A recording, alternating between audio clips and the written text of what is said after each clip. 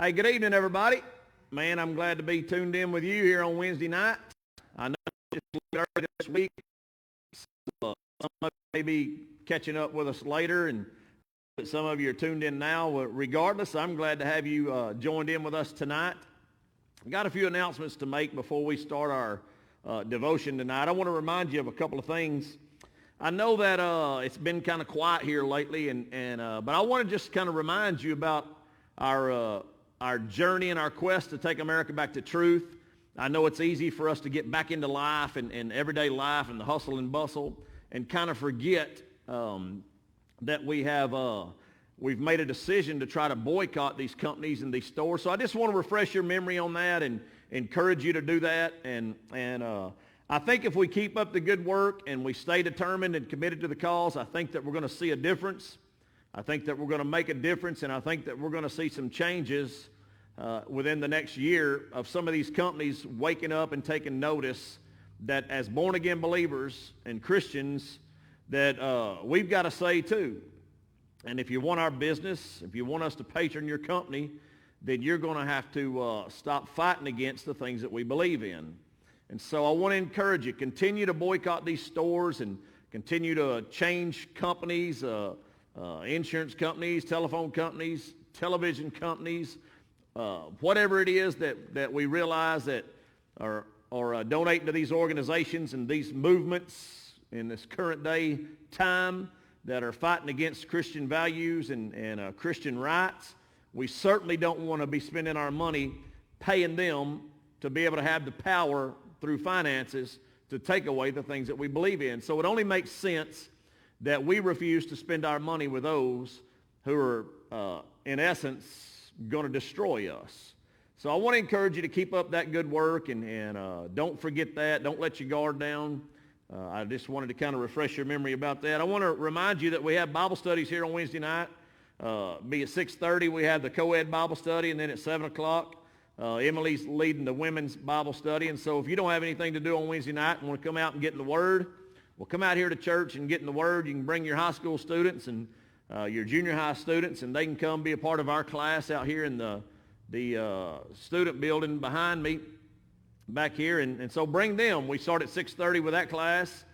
We feed them from 6:30 to 7, and then from 7 to 8 o'clock, we get in the Word and play a few games and have kind of a fun time. But we really are serious about the Word and been really getting into some good things in the Word. So bring your high school student, your junior high student, and bring yourself and come out and be a part of one of these Bible studies and enjoy some fellowship and getting into the Word.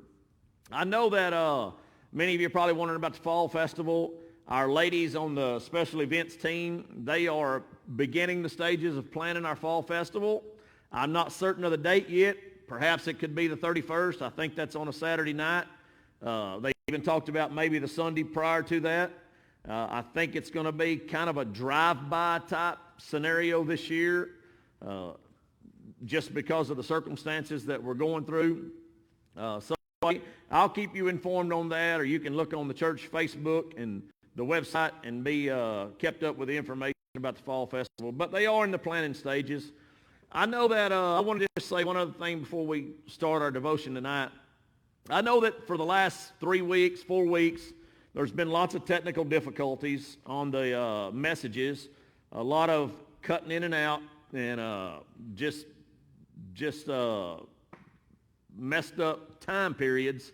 We're working on that. Be patient with us. We are learning as we go, and Steve and Brenda are working very vehemently to try to work these kinks out and figure this out. Some of it, of course, is when there's storms, there's poor internet service. Sometimes there's just poor internet service for who knows what reason. But we're really trying to work around it, and I know it's aggravating when you turn it on and it cuts on and off and you can't hear some of it. But please be patient. Don't just say, well, I'm not going to tune in. I'm not going to watch it because it's just bad. Hey, we're going to work it out and it's going to be good, so you stay tuned, and it's getting better every time. So we're working the kinks out. You be patient and stay with us as we work these technical difficulties out. I want to share a couple of scriptures with you tonight. I heard an awesome story. Some of you may have heard it, read it. I don't know. Somebody sent it to me last night, and I read it, and I thought, man, that's pretty powerful. And I really felt like sharing that for the devotion we as Christians, we love to flirt with sin. I don't know what it is about us. It's just our sin nature that we got from Adam. We love to flirt with sin. As Christians, we like to see just how much of Jesus we can have in our lives and how much of the world we can have in our lives. Seems like we're always walking that fine line. We delve a little bit in sin. We delve a little bit in Jesus Christ. We play around a little bit in sin. We play around a little bit in our walk with Jesus Christ. It's just kind of common for a lot of Christians. But all of us, at some percentage of our lives or another, we deal with these issues. Sin has an attraction to us. It's because we still have that sin nature within us. Jesus crucified it when we get saved and born again, but it's still there. That's why he said you got to deny yourself, take up your cross, and follow him. And crucify your flesh, because your flesh desires sin. It's just the way it is. And whichever one of those natures we feed the most, whether it's our born-again nature or our sin nature, whichever one we feed the most and fuel the most is going to be the dominant influence in our life of who we are, whether it's a reflection of Jesus Christ or whether we're just captivated and overcome by sin. So whichever one of those natures you feed the most and you feed the most, it'll be dominant in your life. Rest assured, there's no way around that. I want to share the story, but let me share a couple of scriptures with you. Jesus commanded the people of Israel there to do something about Passover. It was to celebrate their freedom from Egyptian bondage. I just preached a message about that this weekend. In order to celebrate their freedom, they took I don't remember if it was 7 days, 10 days, something like that. I'd have to freshen up on it. I should have, but I didn't. Anyway, there was a time period where he told them not to eat leavened bread.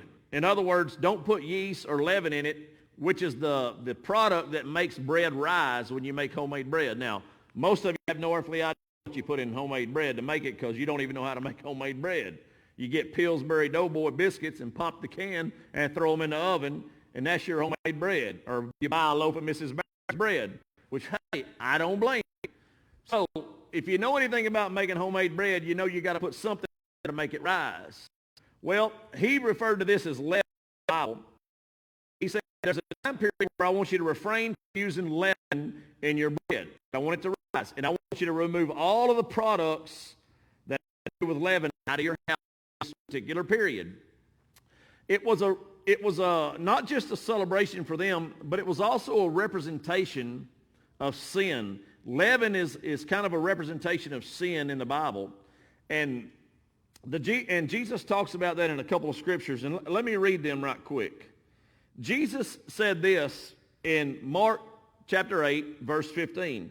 He said, then he charged them, saying, take heed, beware of the leaven of the Pharisees and the leaven of Herod. And then in Galatians chapter 5, verse 9, he said, a little leaven, now listen to this, a little leaven leavens the whole lump. Just a second, I'm going to tell you what he means by that.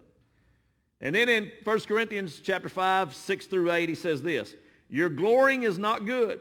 Do you not know, here we go again, that a little leaven leavens the whole lump? Therefore purge out the old leaven, that you may be a new lump, since you truly are unleavened. For indeed Christ our Passover was sacrificed for us. Therefore let us keep the feast, not with old leaven, nor with the leaven of malice and wickedness, but with the unleavened bread of sincerity and truth. Now, Jesus said this, beware, a little leaven leavens the whole bunch. He was talking about, let's look at it in the aspect of making bread, okay? He told them not to use any leaven or any yeast that makes the bread rise. So what he told them was, don't even put a little bit of leaven in there, because even a little bit of leaven leavens the whole bunch. It ruins the whole bunch. And when you look at that, at sin in our life, Jesus is trying to tell us from the significance and the outlook of sin being leaven, he's trying to tell us to beware of the leaven of the Pharisees and of King Herod, because a little bit of leaven leavens the whole bunch. So if a little bit of leaven ruins the whole batch of dough for bread, Jesus is saying to beware, because a little bit of sin in your life will mess up your whole life. We don't like to hear that because we enjoy flirting around with sin and playing with sin and just having a little bit of sin to dabble with in our life, just enough to keep us comfortable. But Jesus warns us, says, be careful about that. That's not good. It's a dangerous way to be. Now, let me share this story that I heard, and it'll make great sense. If you're listening to this message, you need to focus and listen to the story that I'm about to tell you. Don't lose track. Don't be preoccupied or lose focus. Don't be multitasking. Stop what it is you're doing and pay attention. There was a story of a couple of kids, young teenagers. They came to their dad, and their dad was a pastor, and they came to their dad and said, hey, Dad, there's a movie that we want to see. All of our friends have been seeing this movie, and they say that this movie is really great. We'd like to go see this movie. The dad said, okay, let me just research it a little bit, and I'll get back with you. So the dad researched the movie, and he got back with them. He said, boys, I just cannot allow you to go see this movie because I see that this movie has nudity in it, and it has things in it that are contrary to God's word, and I just don't think it would be pleased with you. This movie. Two boys, a teenager, said, Dad, but it's rated PG-13. It's got a lot of good stuff in it. It's a story where good triumphs over evil. It's a story with integrity and character. It just has bad stuff in it, but the good stuff in it far outweighs the bad stuff. The dad says, well, boys, I just don't feel comfortable letting you go see this movie. I understand that there's a lot of good things in it, and most of the ingredients, most of the things in this movie are really good stuff.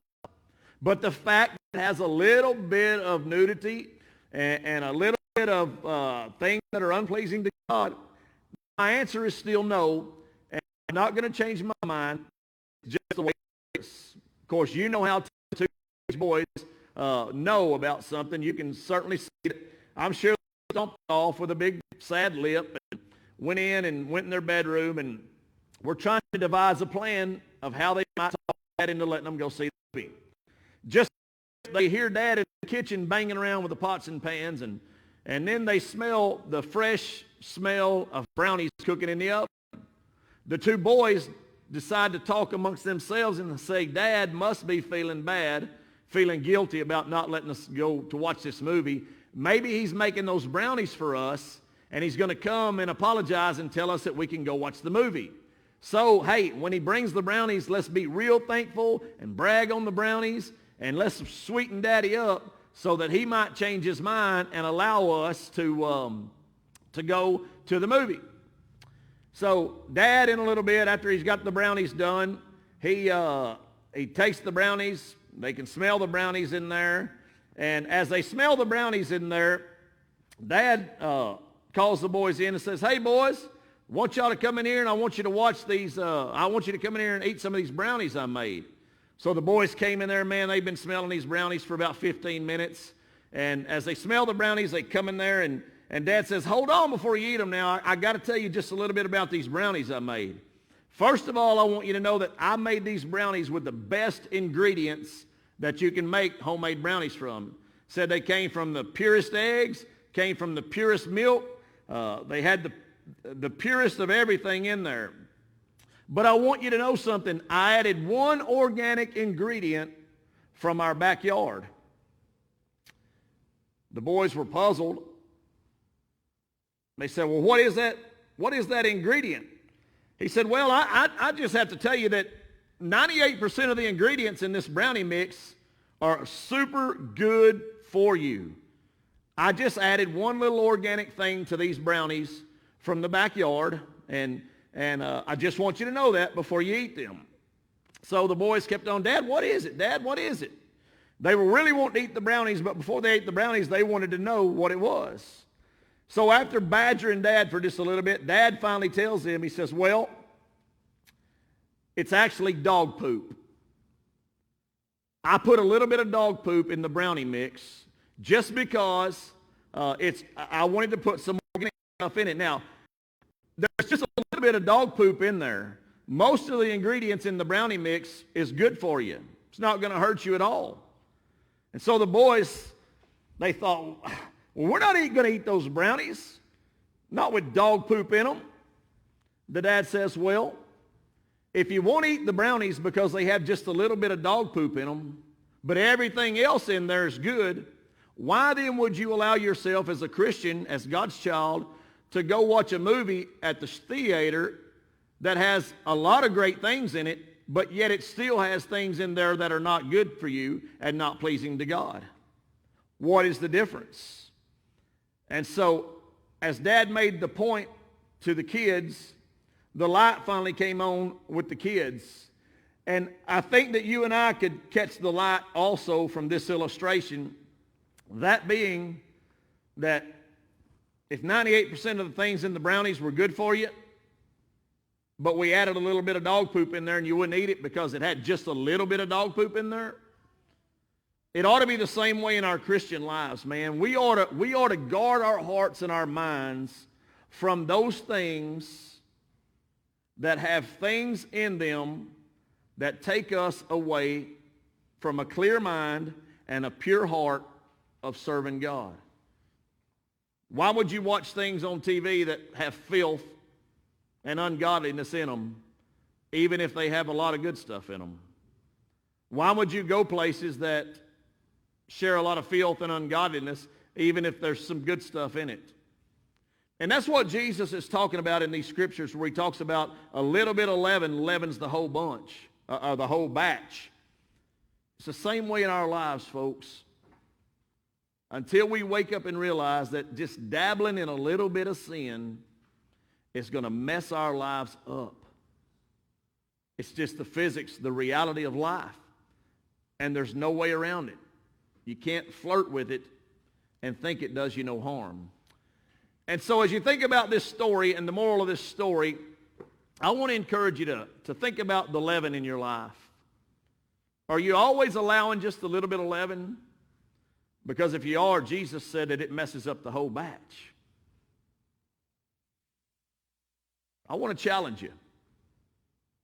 Cut the leaven out of your recipe and see if it doesn't make a difference in the quality of life that you live and the power and the presence of God in your walk with him. Man, I'm glad you tuned in this week. I will not be here on Sunday morning. Charles Higgs is going to be preaching for me on Sunday morning. I want you to come out and support Charles. I don't want you to stay home just because you know I'm not going to be here Sunday morning. I only miss church every so often, and this is one of those times I'm going to be taking off for a couple of days and be out of town. So I want you to come out and support Charles Higgs. He always brings a powerful message, an anointed man of God who loves Christ with everything that he is and is a servant of our Lord Jesus Christ. So come out and support him.